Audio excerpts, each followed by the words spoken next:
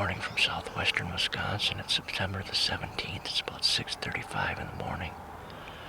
Shane and I are hunting a spot we call the doe plot. We hunted it last night, our first sit for the year at this spot, and had absolutely zero deer action.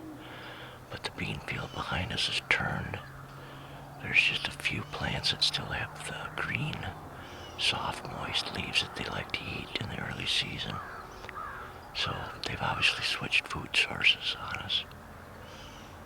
And the only reason we're back in this morning is hoping to catch deer that have gone out to the other main fields. There's another field about 700 yards from us that's still green. Shane and I hunted on Sunday night. Shane killed a doe off of it. So we know the deer are still using that field. And typically they'll bed back in the woods behind us here, and there's a wood lot 400 yards or so in front of us on the other side here. So I'm hoping that we're on their travel route back to bed. We got in here a little bit late, so we may have already missed them, but the moon phase charts are calling for later early to mid-morning activity today, so they may still be just bedded off the food source, and then they're going to work their way back this way, we're hoping. So we'll stick it out till about 9 o'clock and see what happens.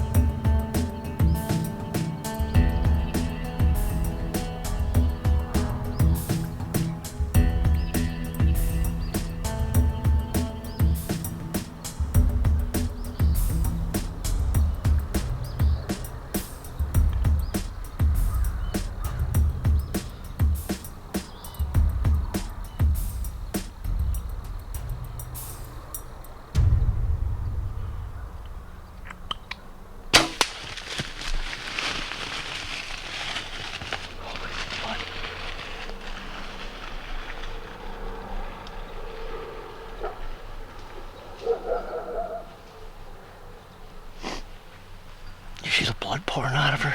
Oh my gosh.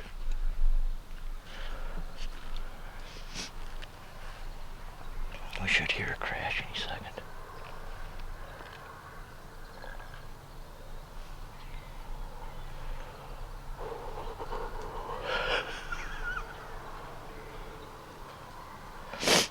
I think that's the most worked up I've gotten on a doe in a long time. I don't know why. The shot angle wasn't anything spectacular, but I put it pretty much right dead center in that soft spot. And as she was running off, I could just see the blood gushing out of her, so she's gotta be. We haven't heard her crash, but I don't think she's gonna go very far. More backstrap for the freezer.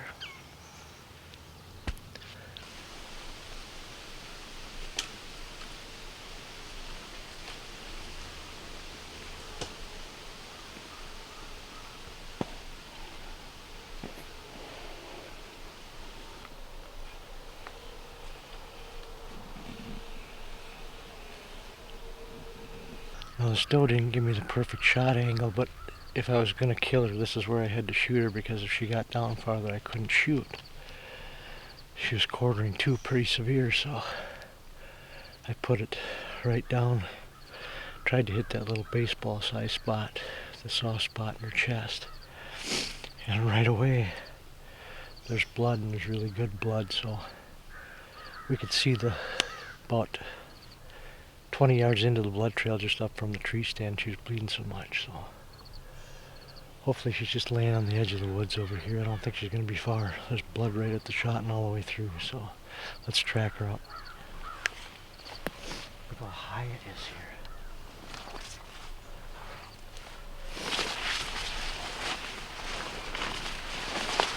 There's one tip I want to tell you about blood tracking any animal. You can see we're kind of walking off the side of the blood trail.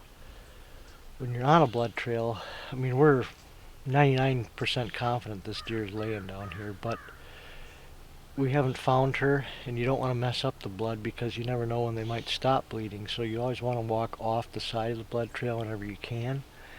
If you get to a point where you can't see blood anymore, mark that last spot of blood with a marker or a stick or something so you know where to go back to, and then just start making small circles circling out from that last blood to try and find it and pick it up again.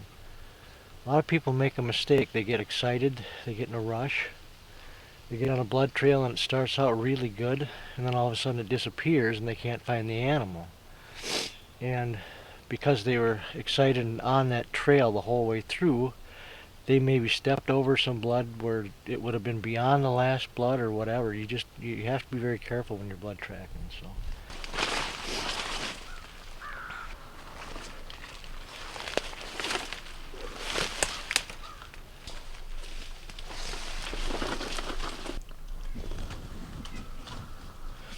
Now if you can see on the leaves here, there's little bubbles, little air bubbles in the blood. The air bubbles in the blood indicates you hit something in the pump station, lung, windpipe. I'm assuming on the shot angle where it went in on her, it probably caught part of one lung. Lung blood is going to be lighter pink colored and it's going to have all kinds of bubbles in it. If you've got bubbly blood on both sides of the trail, you know you've double lunged that animal. That animal's not going to go very far. This one is probably hit on a single lung, but I think I also took out another part of a vital artery too, so I'm thinking she's going to be laying right up here, so let's go find her.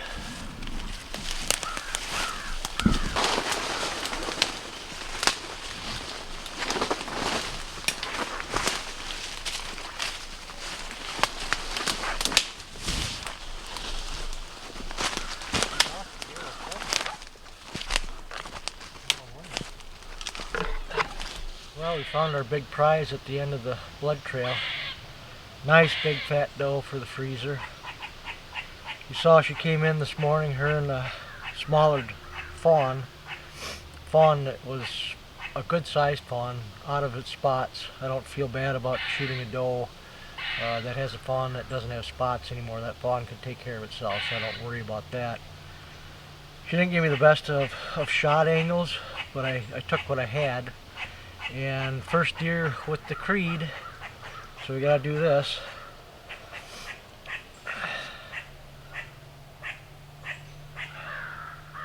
Gotta bloody the creed. Killed a turkey with it this spring. Killed the first whitetail with it this fall. That arrow placement, like I said, it wasn't the most ideal shot, and I really wouldn't have taken that shot if I wasn't confident that I could make the shot. It was a 20-yard shot. You know, I can hit a 2-inch group at 20 yards. I can put 3 or 4 arrows in 2 inches. So confidence is what it's all about when you're taking shots that are marginal like that. And had that been 40 yards, there's no way I'd have taken that facing shot. But it was obviously lethal. As you can see, she ran about 200 yards, I would say, bleeding profusely the whole way. And, you know, she was done within 30 seconds, I would say. It took her from the time she took off from the shot till she got here. She didn't sit and suffer, so I'm real happy about that. Real happy about having some more venison for the freezer. This is what waiting for the fall is all about.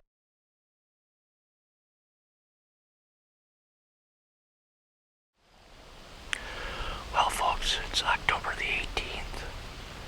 We're probably about a week to a week and a half before the rut will start, pre-rut will start kicking in and bucks are going to start cruising good. But we've had a cold snap. Cold front came through on Thursday, I believe, this week. And I'd heard a lot of reports of a lot of deer activity. Matter of fact, Shane had some rut activity, early rut activity when he was out Friday afternoon on a different property. Big mature buck, he said, was kind of dogging around on 4 or 5 does. I was out yesterday afternoon, didn't really see much of anything, little button head and a couple of bucks that were 400 or 500 yards away, and I couldn't really see what they were. I know one was an 8-point, nothing spectacular.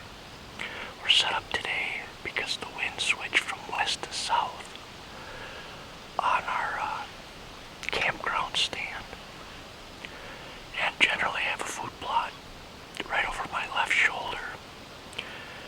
But this year the weeds took over and nothing grew, and basically right after I planted it, we didn't get rain for like 2 or 3 weeks, which we had good rain all summer long. Then all of a sudden I decided to plant my plots and it decides to dry up.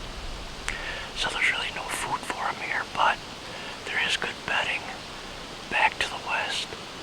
All the food is to the east. So we're basically on a travel corridor. Woods is still pretty thick, so it's pretty hard to see anything that would travel down through the woods. So I'm hoping anything that does come from the bedding area over there is going to come up through my open plot and hopefully give me a shot at it. Haven't been seeing real great mature bucks. I've only got one for sure mature buck on trail camera this year so far. And I haven't pulled my cards now for 2 weeks. I'm going to pull them again here probably tomorrow and look. But the deer population just seems, I don't know, kind of stagnant this year. It doesn't seem like we've got as many deer as we normally have. So we're just kind of popping around different areas and try basically scout hunting. Hopefully we'll see, what we've got that way, because our cameras aren't showing anything spectacular. So buck or doe, I got one tag for each, so anything's fair game. The freezer's empty. Stay tuned. Hopefully they're gonna fill it tonight.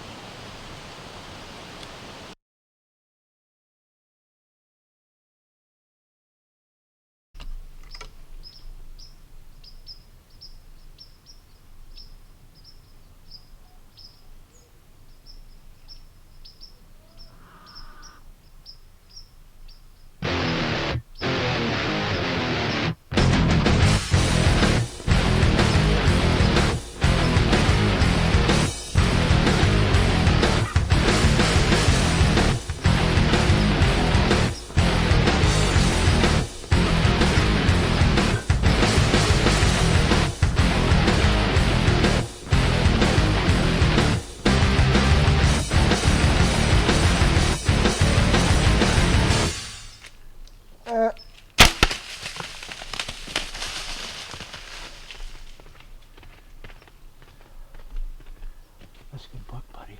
Yeah. He's going down. Yes. We thought we were getting skunked. This big buck came out of nowhere. We could hear him down here. Shane could hear him. And he says, "That ain't no squirrel." He's still coughing out there. And I thought, well, anything comes out is going to be directly downwind of us anyhow, which he was. Luckily, the wind just pretty much died.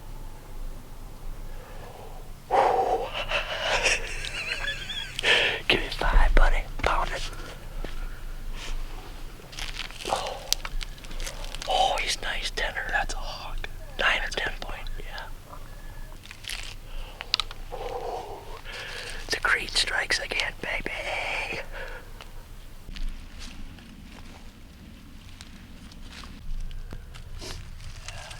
Like stuck on.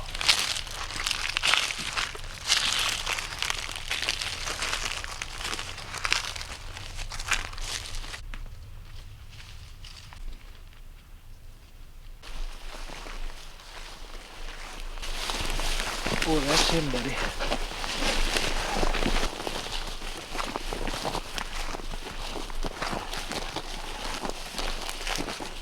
Oh yeah. Oh yeah, big boy. Oh yeah.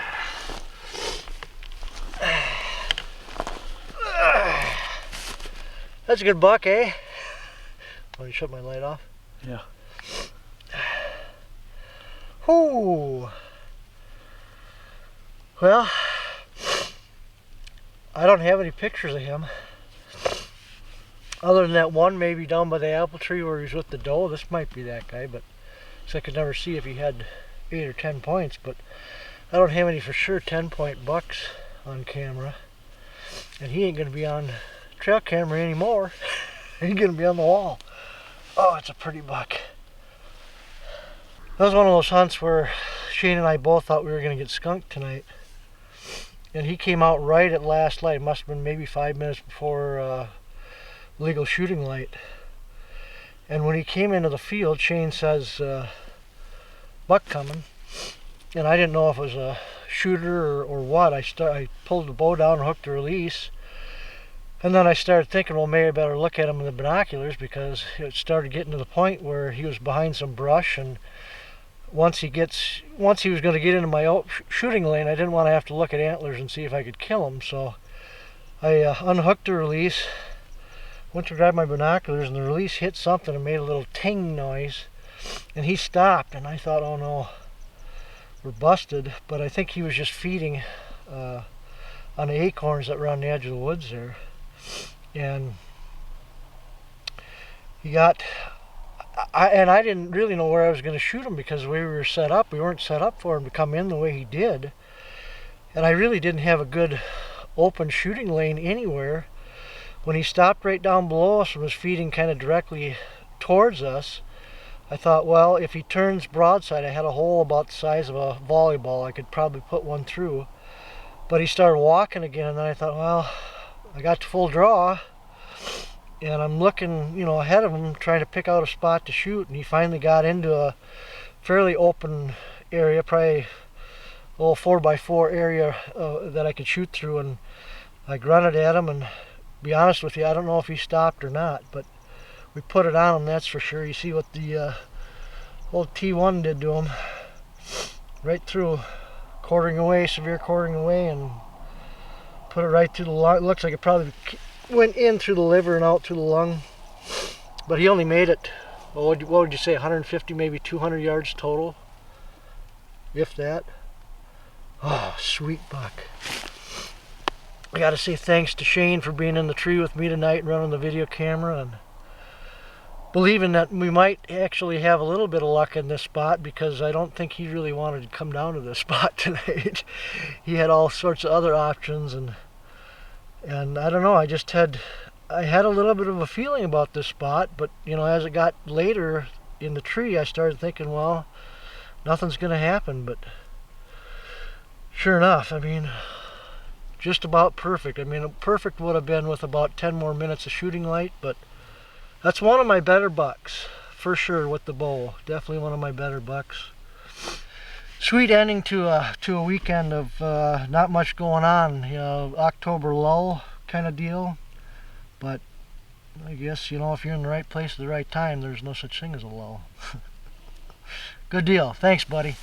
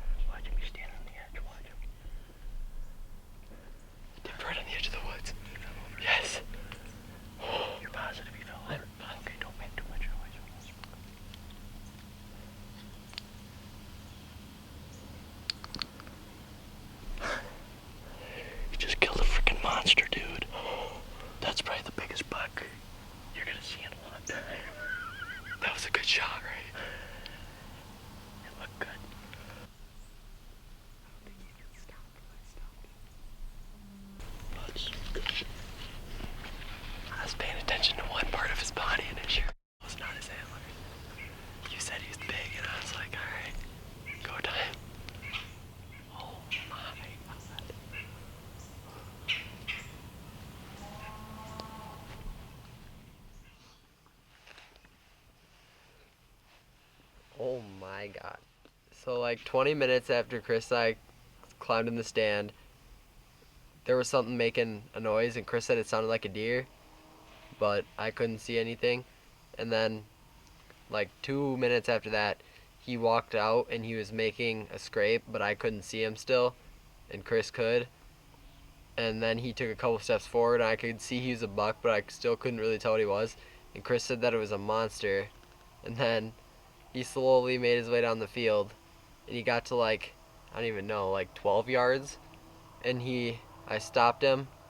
I hit him a little far back, but we gave him till dark. Yeah, Didn't even make it 100 yards from the stand, I don't think. no. I still can't believe this.